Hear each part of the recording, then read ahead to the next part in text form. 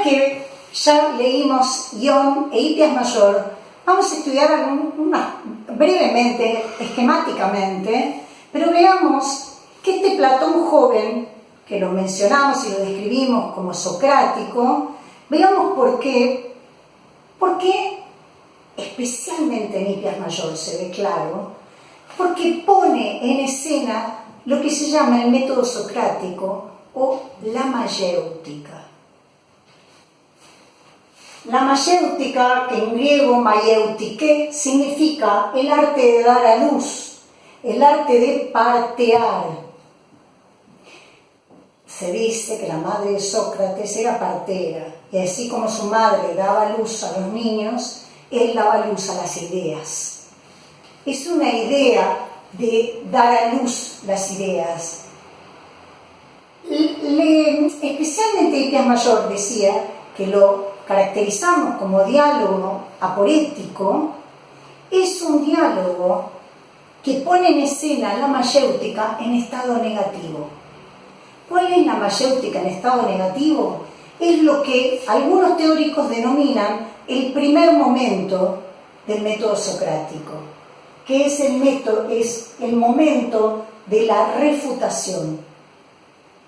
Hipias Mayor es un diálogo de refutación, o bien refutativo. Por eso, ese sería el primer momento de la mayéutica, la refutación. Fíjense en Hipias Mayor que el objetivo de Sócrates es el continuo examen de sí mismo y de los demás. Siempre está considerando que lo que define al hombre es la capacidad de preguntar, de plantearse problemas. Eso es lo que recuerda la condición humana. Lo que nos hace humanos es esa capacidad de preguntarnos y esa capacidad de plantearnos problemas. Es lo que nos define como hombres y es lo que nos distingue de los dioses. Los dioses tienen la verdad, los dioses tienen la sabiduría y los dioses tienen las respuestas. Los humanos, en cambio, no somos sabios, pero buscamos la sabiduría. Ese es el origen de la palabra filosofía. Filos es amor, sofía es sabiduría. El filósofo no es un sofos, porque sería un sabio. El filósofo es el que busca la sabiduría, el que la ama y la busca. Entonces, la enseñanza que nos deja el Hipias Mayor es no transmitir conocimientos, sino que la enseñanza es tratar de que los interlocutores tomen conciencia de la magnitud de ese problema. Por lo tanto, en cuanto se vuelva a tratar el tema de lo calón, de lo bello en sí, ya todos sabrán que es un problema con muchas aristas y que no es tan fácil de responder. Suficiente. Fíjense cómo eso lleva a cierta humildad. Una humildad del que sabe que es un problema difícil de resolver, porque la humildad es lo que va a distinguir a Sócrates de los sofistas y de los rapsodas, que son arrogantes, que creyendo saber algo no saben nada. Y a propósito de eso, voy a leer algunos tramos de la Apología de Sócrates. Recuerden que también era un escrito de juventud.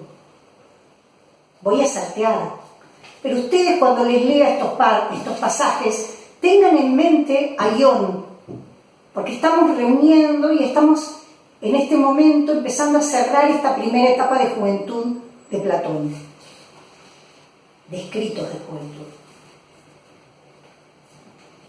Ustedes saben que a Sócrates le dieron a elegir entre la cicuta, el veneno, o el exilio. Sócrates eligió tomar el veneno porque se lo acusaba de corromper a los jóvenes.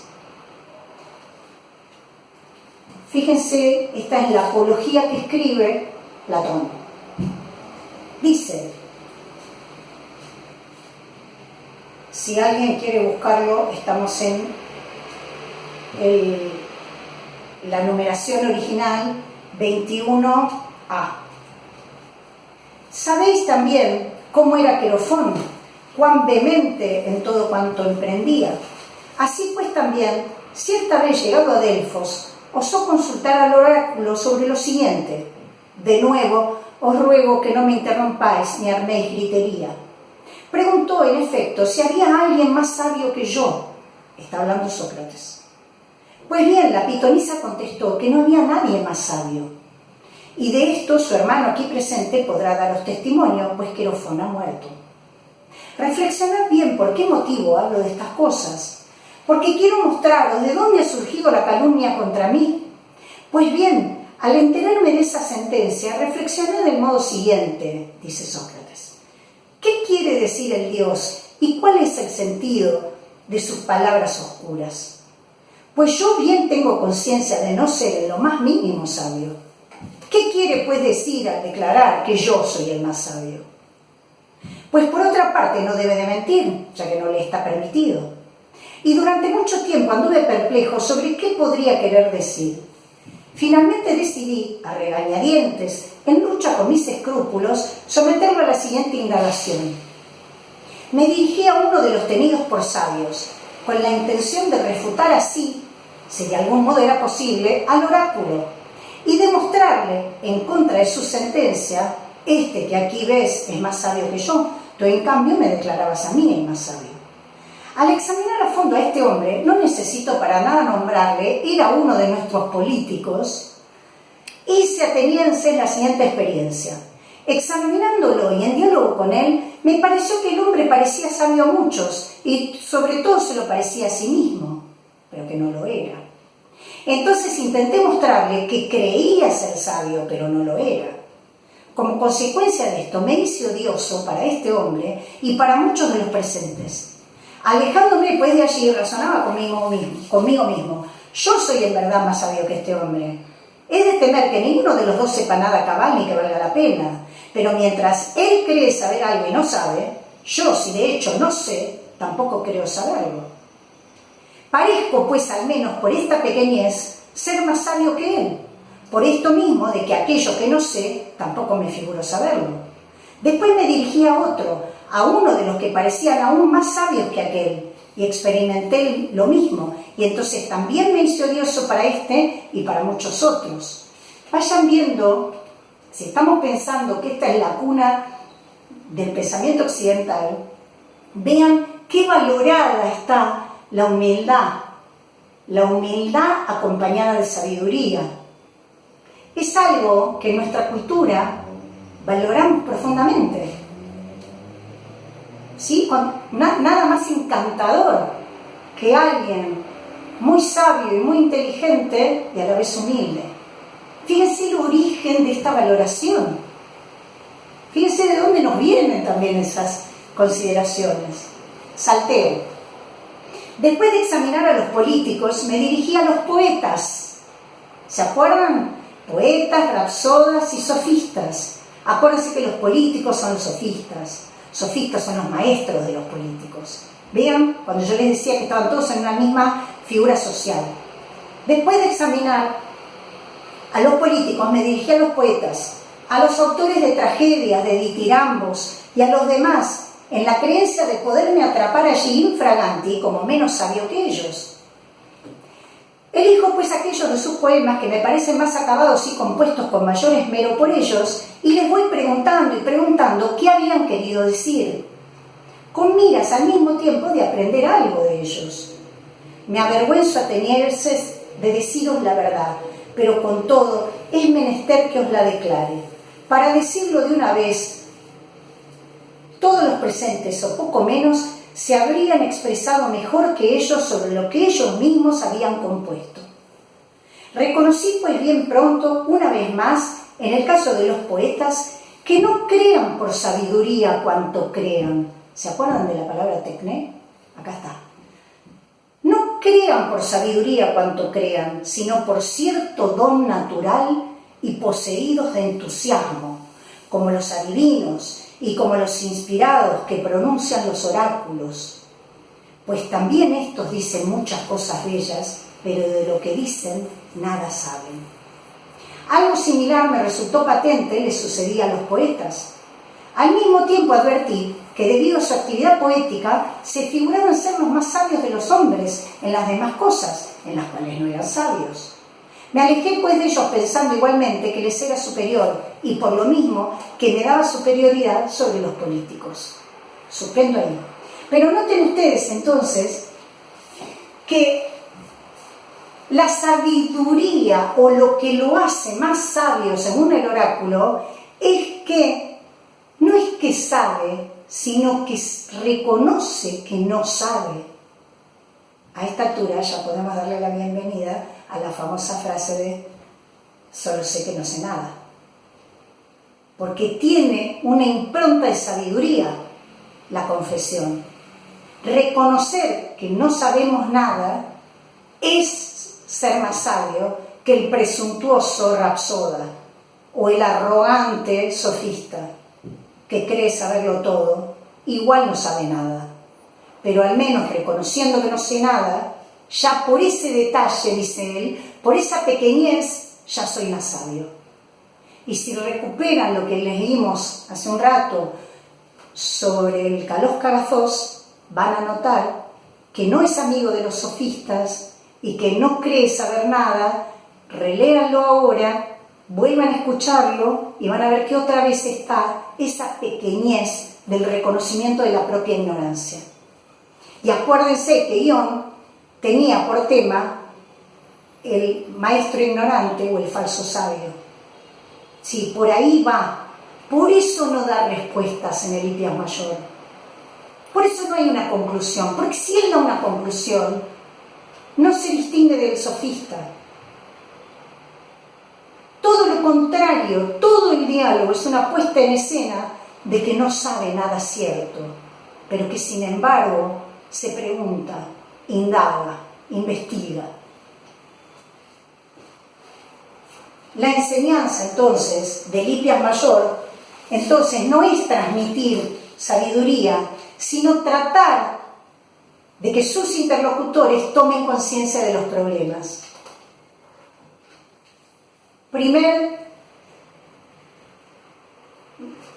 Una cosita antes de empezar. Es muy común que los que estudiamos solamente tomamos noción de todo lo que sabemos cuando nos ponemos a estudiar. A todos nos ha pasado de ponernos a preparar un examen y tener algún compañero que todavía no empezó.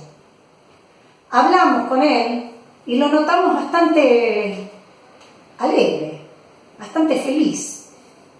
Entonces le decimos, ¿empezaste? No. Por eso está así de feliz, por eso no está preocupado. Él, que sabe menos que nosotros, está menos preocupado. ¿Por qué? Porque todavía ni siquiera sabe lo que no sabe. El que empieza a estudiar padece ese estado de confusión y perplejidad porque empieza a tener noción de todo lo que desconoce. Y por eso de golpe hay angustia, la sensación de que no sabes nada. Pero el que todavía no empezó está más feliz y seguro. Es el problema que está planteando Sócrates de la ignorancia y del cierto bienestar que otorga y comodidad que todos hemos experimentado en el momento de ponernos a estudiar. Aunque eso provoca bastante angustia también. Primer momento del método. Esto les puede dar como un ímpetu. Si me empiezo a sentir así, es que estoy aprendiendo algo, ¿no?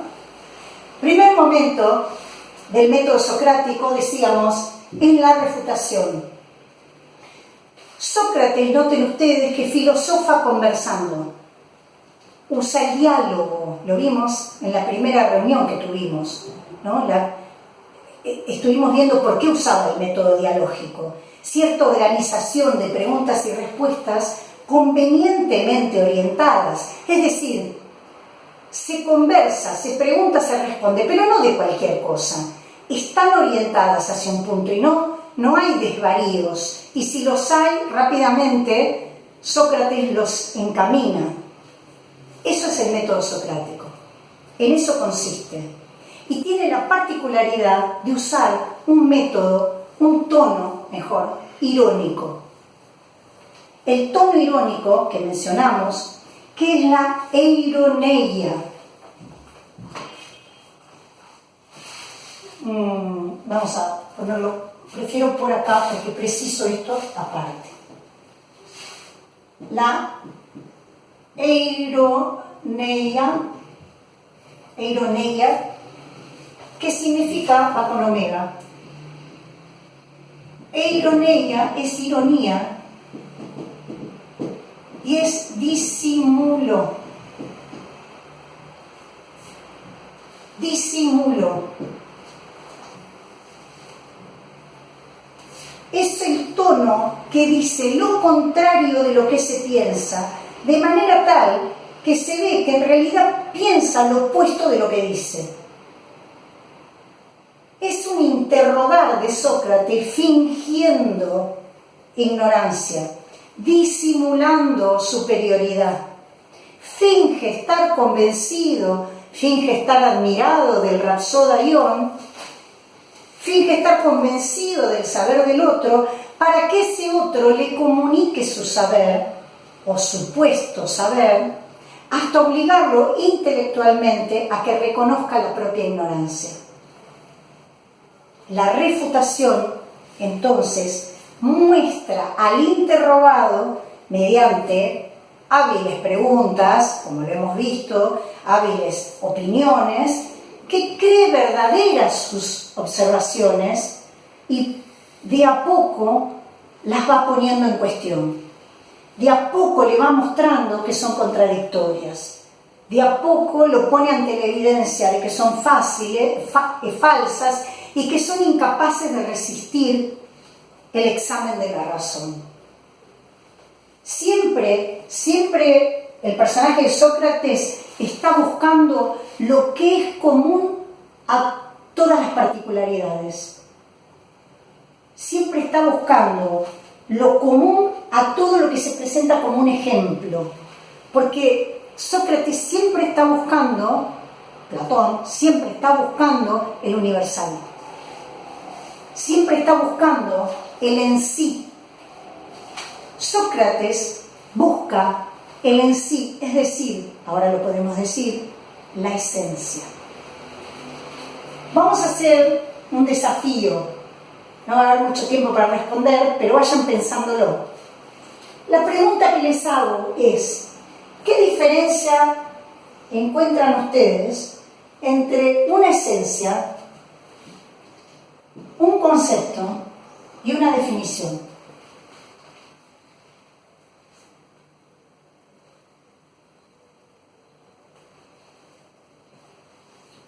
¿Qué distinguiría a la esencia del concepto y de la definición?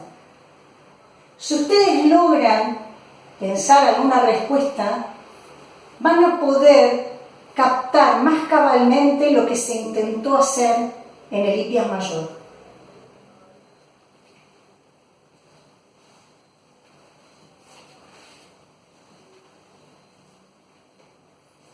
Les respondo. Cuando pensamos en términos de esencia, estamos pensando en términos del en sí.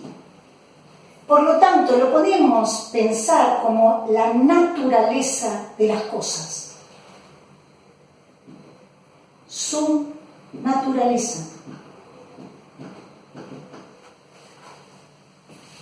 Alguien me puede decir, bueno, pero el concepto también es eso, es lo que es algo. La diferencia entre la esencia y el concepto es que el concepto es la esencia en tanto pensada.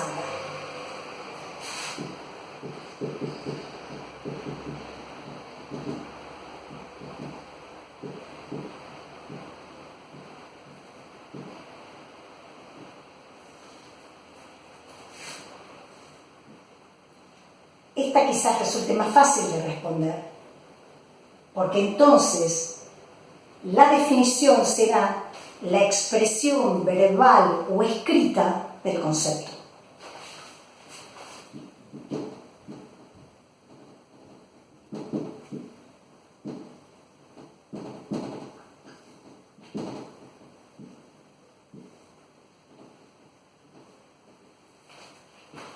Pensemos en el Hipias.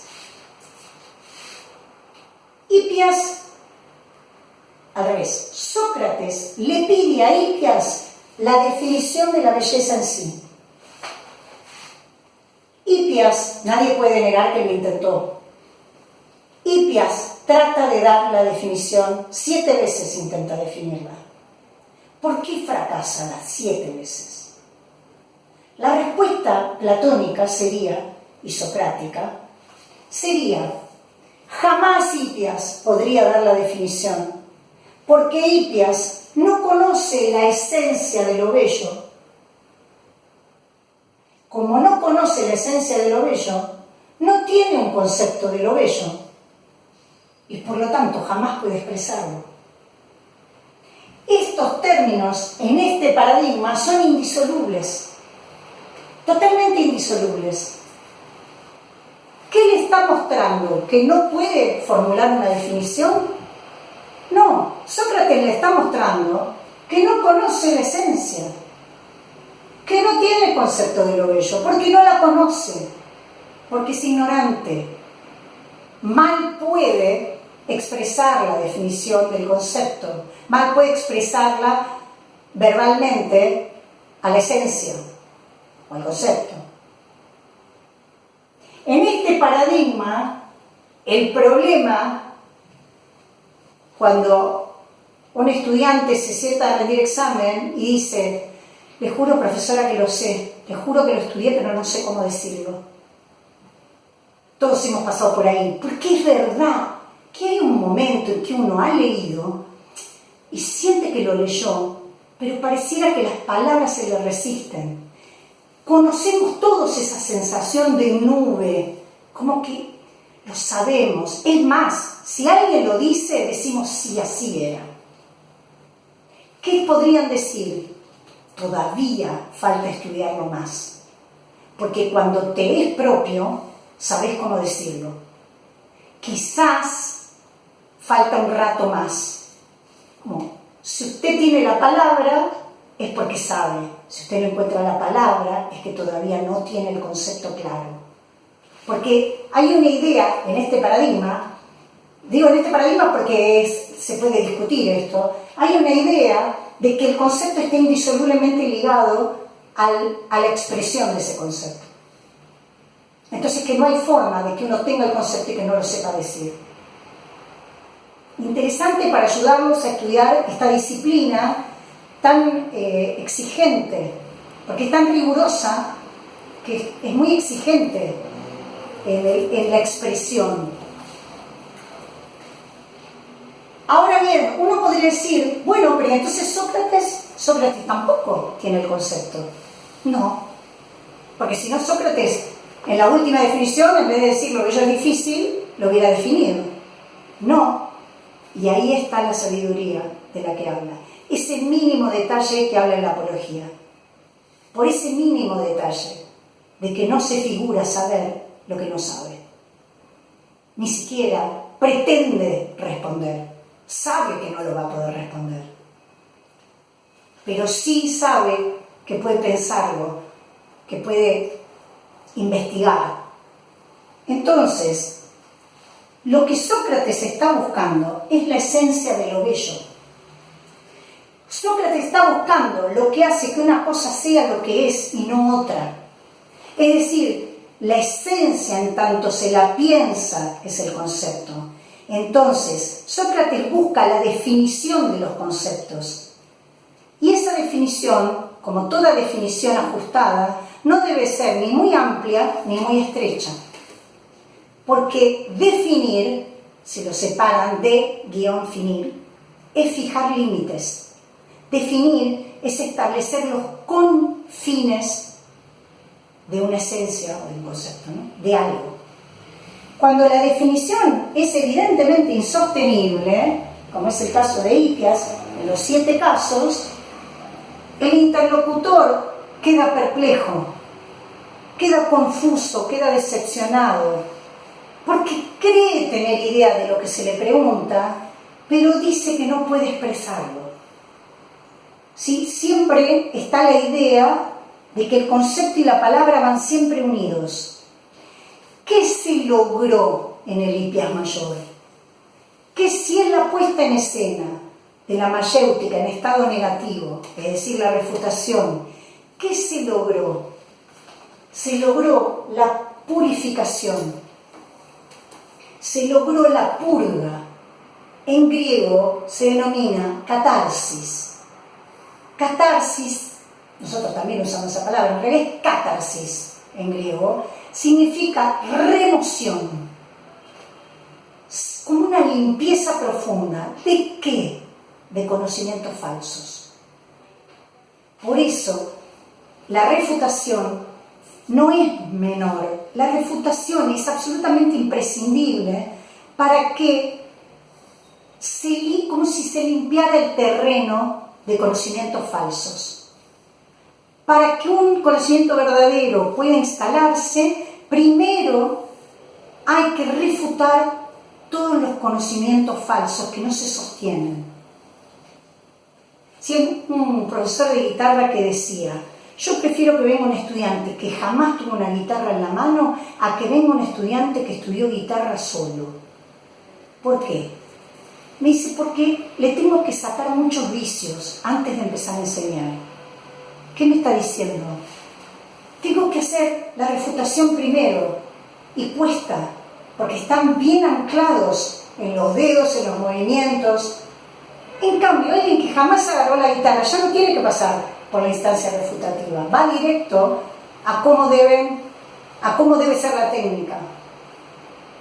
Alguna vez alguien me dijo, es parecido cuando uno quiere sembrar. En los campos, primero hay que limpiar el campo para sembrar, hacer la siembra. No se puede sembrar sobre los yuyos. Hay algo similar a eso, si los ayuda a pensar esta idea. Por lo tanto, la meta de la refutación es una actividad nociológica. Nociológica se refiere al conocimiento. Es moral también, porque hay algo de alcanzar la virtud con la sabiduría. Entonces, la purificación o purga, que es la refutación, libera al alma de ideas o nociones erróneas. Recuerden que para el espíritu griego, para Platón y Sócrates en particular, la ignorancia es vicio. Se obra mal por ignorancia. Así que la ignorancia lleva a la maldad. Se es malo por ignorancia. Hago un paréntesis ahí. Cuando dice esto, en el espíritu de Platón no está la idea de que es malo el que es analfabeto o es malo el que no fue a la escuela. No. La idea es que el hombre siempre tiende al bien. Siempre tiende al bien. Pero si confunde el bien con algo que no es, lo confunde porque no conoce el bien. Y entonces equivoca el accionar, obrando mal, creyendo que eso a lo que está llegando es bueno. Pero el problema no es ese, porque todos aspiran al bien, dice Platón. El problema es que no conoce cuál es el verdadero bien, lo está confundiendo con algo que no es. Que si supiera, como la aspiración al bien es natural en el hombre, obraría bien. En ese sentido se obra mal por ignorancia, dice Platón. Por eso es tan importante el conocimiento, por eso está tan valorada la sabiduría. Si el alma está contaminada de nociones falsas, no puede admitir el verdadero conocimiento. Es decir, que tenemos que eliminar los supuestos falsos. Hay que ser capaz de soportar y de superar la crítica que se ejerza sobre esos conocimientos falsos, porque es el único camino hacia el conocimiento verdadero. La mayéutica, como dijimos, tiene esta idea de ayudar a dar a luz los conocimientos con el diálogo.